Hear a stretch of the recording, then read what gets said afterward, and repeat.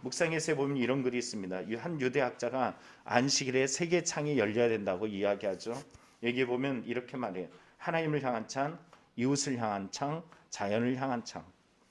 그래서 이 창을 열 때마다 활짝 기뻐하고 기뻐하는 날이야 된다는 것이. 여러분, 주님을 향해서 예배하고 주님을 향해 찬미하고 또 주님을 향해서 나올 때마다 그 구별되진 안식일. 여러분, 첫 시간이라는 것을 구별하는 것이 안식일이에요. 세상을 창조하고 처음 그 시간을 여는 것, 세상을 창조하고 그 다음에 신 시간, 그냥 육신적인 쉼이 아니라 내 마음의 쉼, 하나님이 창조하셔서 하나님의 마음, 하나님의 뜻을 알아가는 시간이 안식일인 것이죠. 오늘 본문 속에 이 안식일 논쟁에 대한 것을 다루고 있습니다. 첫 번째 1절부터 5절에 보면 안식일의 노동에 대한 논쟁이 있고 6절부터 11절에 보면 치유에 대한 논쟁을 다루고 있어요. 이 안식일 먼저 1절부터 5절에 나타난 안식일의 노동에 대한 논쟁이 먼저 나옵니다. 1절을 보면 이렇게 말합니다. 안식일에 예수께서 밀밭 사이로 지나가실새 제자들이 이삭을 잘라 손으로 비비어 먹으니.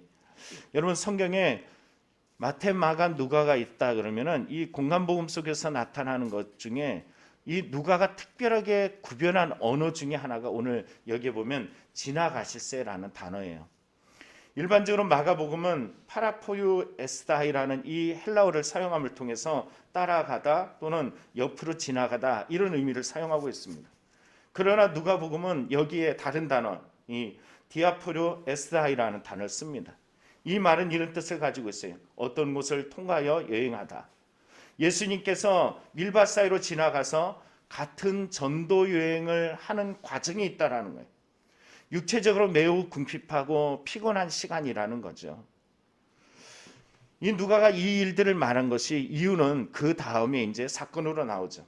곧 안식일에는 제자들이 전도여행 중이고 오늘 본문에 밀밭 사이로 지나갈 때 배가 고프고 힘든 이 시간을 제자들은 이것을 끼니를 때우기 위해서 밀밭 사이로 지나가고 있다는 거예요.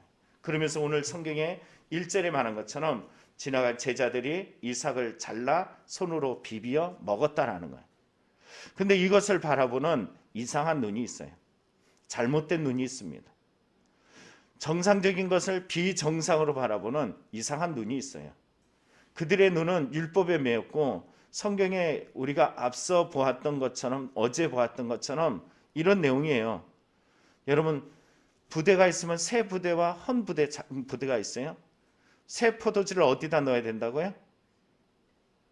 헌 부대? 낡은 부대? 아니, 새 부대에 넣어야 돼요. 오늘 성경의 관점이 그렇게 지나가고 있습니다. 오늘 성경 속에 나타난 이런 제자들의 이렇게 행위의 모습을 바라보면서 한 바리새인들이 말하고 있습니다. 2절에 말하죠. 어찌하여 안식일에 하지 못할 일을 하느냐. 제자들이 밀을 따서 그것을 비벼서 그것을 먹는, 후 불어서 껍데기는 날리고 먹는 이것을 추수의 과정으로 보고 있는 것이. 그래서 어찌 안식일을 이렇게 지키지 않느냐 이렇게 말하고 있어요. 출애굽기 34장 21절을 여기에다 접목하고 있습니다. 너는 엿새 동안 일하고 일곱째 날은 쉴지니 밭 갈 때는 거둘 때에도 쉴지며, 이것을 여기에다 접목하고 있어요. 성경을 인용하기 때문에 그것이 다 거룩하지는 않습니다. 성경을 인용하기 때문에 그것이 다 옳지만은 않아요. 우리는 누가복음 4장에서 사단도 뭘 인용해요? 성경을 인용해요. 부분적인 인용, 잘못된 인용, 자기가 원하는 대로 자기 입맛에 따라 맞추는 것은 사단도 할 줄 아는 거예요. 오늘 바리새인들은 그것이 옳다라고 생각을 하고 있습니다. 그러나 예수님은 이에 동조하지 않고 도리어 반박하시면서 3절 4절에 이렇게 말씀하십니다. 예수께서 대답하여 이르시되 다윗이 자기 및 자기와 함께한 자들이 시장할 때 한 일을 잃지 못하였느냐? 그가 하나님의 전에 들어가서 다만 제사장 외에는 먹어서는 안 되는 진설병을 먹고 함께한 자들도 주지 아니했느냐? 다윗이 저지른 당시의 죄는 뭐냐면은 이 법이 어긴 것은 제사법이에요. 안식일법은 하위법이고 제사법은 상위법인데 사울을 피해서 도망하면서 생명을 지키고자 배고픈 그가 제사장만 먹어야 되는 진설병을 입에다 대고 그의 부하들에게도 나누어졌다라는 것이. 그럼 이 일들에 대해서 어떻게 생각해야 될까요? 유대 역사가인 요세푸스는 그의 역사책에 이렇게 기록합니다. 유대인들은 다윗이 진설병 먹는 행위를 무죄라고 보았다. 유대인들이 이것을 어떻게 봤다고요? 무죄라고 봤어요. 왜냐하면 생명을 살리기 위해서 어쩔 수 없는 거야, 이렇게 생각했다는 거예요. 그런데 오늘 성경에 이런 사울을 피해서 제사법을 어겼던 이 다윗을 포용했던 이들이 오늘 예수님이 하고 있는 행위에 대해서 전도여행 중이라고 아까 얘기했죠. 지나가실 때 어떤 의미라고요? 여기 안에 단어에 담겨진 것은 누가 보면 확실히 하고 있어요. 예수님이 전도여행 중이고 제자들도 지금 배고파서 끼니가 줄인 상태예요. 그렇기 때문에 그것을 따먹은 이것 가지고 이걸 추수행위다 그러면서 이 일들을 무너뜨리고 있어요.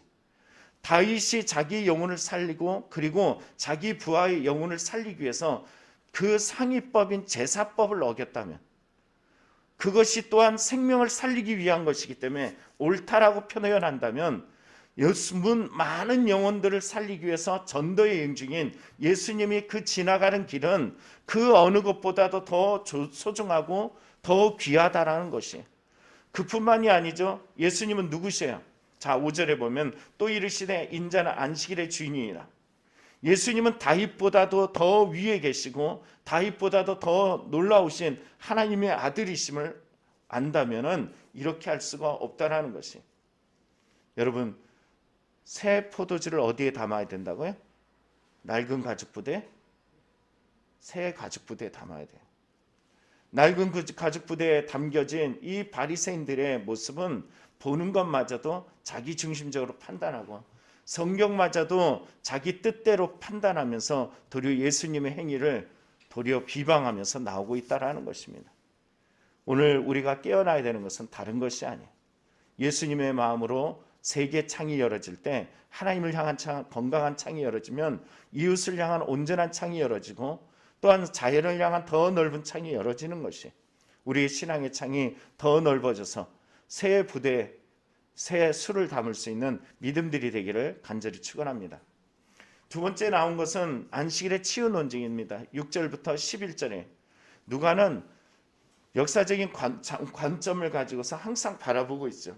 6절에 보면 또 다른 안식일에 예수께서 회당에 들어가서 가르치실세 거기 오른손 마른 사람이 있는지라. 또 다른 안식일이라고 이야기해요. 역사적 시간을 명확하게 하고 있는 이 누가의 특징이 성경에 보여지고 있습니다.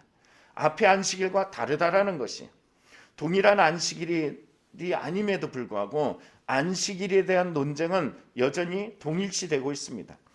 예수님이 회당에 들어가서 가르치고 있어요. 여러분, 이 가르친다라고 이야기할 때 이 가르침을 받는 사람들의 그 안에 있는 공동체들은, 가르침을 받는 사람들은 당연히 가르침을 받고서 가르침에 대해서 변화되어야 되는 것이 옳지요. 그런데 그러지 않아요. 예수님이 무엇을 가르치려고 하는지 그들은 예수님의 관점, 예수님의 마음, 예수님이 이 땅에 오신 이유를 잘 모르고 있는 것 같아요. 그곳에 오른손 마른 사람이 있습니다. 누가만 그 오른손 마른 사람의 손이 어느 손인지 명확하게 또 이야기해 주고 있어요. 왼손이냐 오른손이냐 다른 복음서는 말하지 않아요. 그런데 누가는 그 손이 오른손이다 하고 정확하게 말합니다. 그럼 마르다라는 것은 어떤 의미일까요? 이 표준세 번역에 보면 구부러졌다라는 의미를 가지고 있어요. 공동번역 개정판에도 봐도 구부러졌다라는 표현을 쓰고 있습니다. 오그라든, 이런 말이에요. 오그라든. 그런데 이 가르침의 시간에 서기관과 바리새인들의 반응이 나옵니다. 그 예수님 앞에 있는 서기관과 바리새인들이 7절에 이렇게 말하죠. 서기관과 바리새인들이 예수를 고발할 증거를 찾으려 하여 안식일에 병을 고치는가 엿보니. 여러분, 가르침을 받는 시간에 잘 받았더니 밤이 새도록 수고했던 베드로와 그의 일행들이 예수님이 야, 저 깊은 곳에 그물을 던져 그럴 때 베드로가 뭐라고 이야기해요? 선생님, 우리들이 밤이 새도록 수고하였으되 잡은 것이 없지만은 말씀에 의지하여 내가 그물을 내리리라. 말씀을 잘 들었더니 실패한 인생, 밤이 새도록 수고해서 안 됐던 인생이 하나님의 말씀에 의해서 깊은 곳에 그물을 던지게 되어지고 그 실패한 자리에서 주님이 누구인지 온전히 고백하여서 쾌려 그 하나님이, 그 예수님이 선생이 아니라 주님이신 것을 온전히 알게 되었어요. 근데 오늘 본문에 나타난 이 바리새인들 서기관들은 같은 가르침의 자리에 있습니다. 예수님의 가르침은 어긋나지 않아요. 그러나 그 자리에 있으면서도 이들의 마음속에서는 어떤 마음을 가지고 있다고요?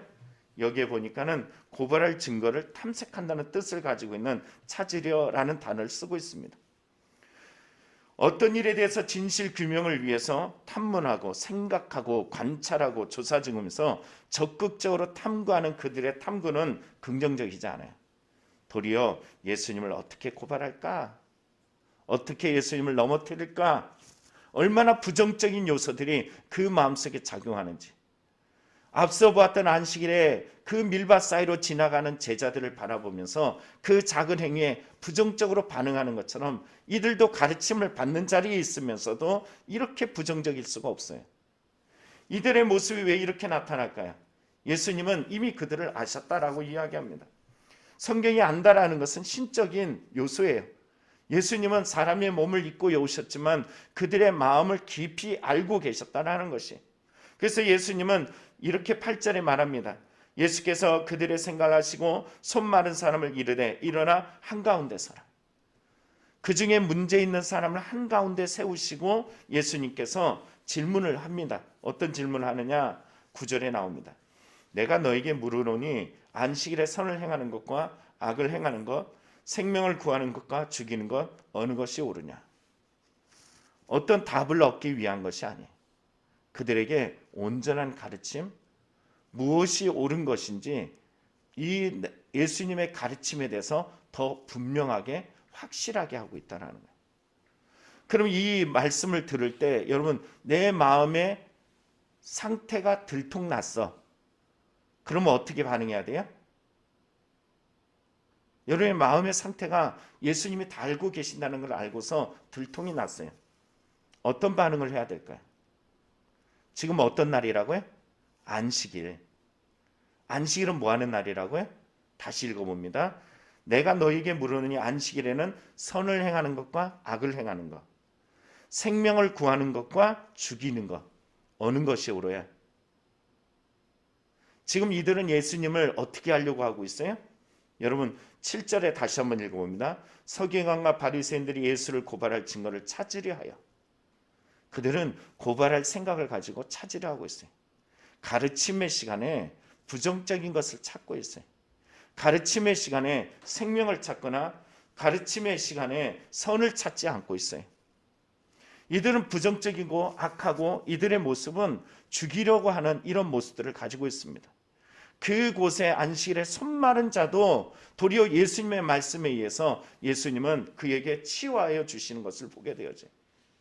이러한 치유의 사건을 보면서도 오늘 본문의 바리새인과 서기관들의 반응을 보십시오. 10절에 11절에 보면 이렇게 말합니다. 그들은 노기가 가득하여 예수를 어떻게 할까 하고 서로 의논하지라. 여러분 그들의 노기 어떻게 할까라는 말 안에는 어떻게 죽일까 이런 의미들이 담겨져 있겠죠. 오늘 그들의 마음속에는 무엇이 담겨져 있을까요? 안식일을 지키는 것은 그냥 왔다가 가는 것으로 멈추지 않습니다. 예수님의 마음이, 예수님이 전하는 생명이, 예수님이 전하는 선이, 예수님이 전하는 이 복음이 나의 이 낡아 빠진 이 가죽 부대를 터뜨려 버리고 다시 한번 새 가죽 부대로 준비해서 그 말씀을 담아내지 않으면 전혀 그 말씀을 담아낼 수가 없는 것이 터져버려요. 그 말씀을 조각조각 생조각을 가져다가 내 낡은 옷에 붙이고 화려하려고 아무리 애써봐도 도리어 그곳에는 찢어지기만 할 뿐입니다. 오늘 이 새벽에 올라온 저와 여러분은 오늘 말씀 안식일을 통하여서 주시는 말씀을 받아서 내 안에 생명이 있고 내 안에 선함이 넘치고 내 안에서 안식일을 통하여서 그 말씀을 받아 더 거룩하고 신실하고 온전한 신앙으로 나타나기를 간절히 축원합니다. 오늘 살아가는 여러분에게 이 은혜가 넘쳐나기를 간절히 축복합니다. 기도하겠습니다. 살아계신 아버지 하나님, 오늘도 이 새벽을 깨우며 주를 찾습니다. 간절한 마음 우리에게 담을 수 있도록 도와주시옵소서.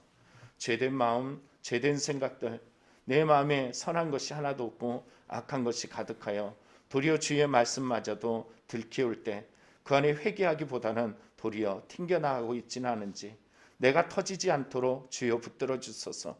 주의 말씀을 온전히 받아 그 말씀을 담아 그 잔의 그 맛이 하나도 변하지 아니하고 많은 이들에게 그 입을 적시울 수 있는 거룩한 심령이 되도록 우리를 사용하여 주시옵소서. 이 새벽에 올라왔습니다. 우리를 받아 주시옵소서. 예수님의 이름으로 간절히 기도하옵나이다.